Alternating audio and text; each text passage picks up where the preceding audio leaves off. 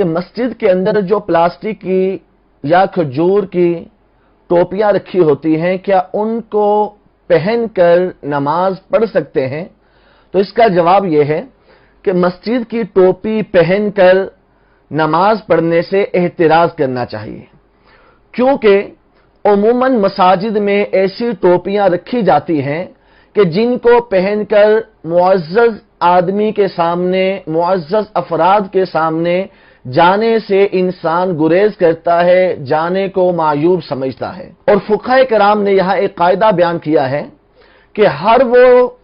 لباس، ہر وہ ٹوپی کہ جسے پہن کر معزز لوگوں کے سامنے جانے کو بندہ معیوب سمجھے،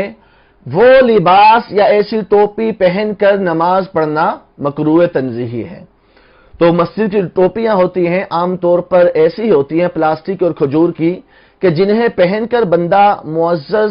افراد کے سامنے نہیں جاتا، کسی میٹنگ میں نہیں جاتا، باہر نہیں جاتا، تو لہٰذا ایسی ٹوپی پہننے سے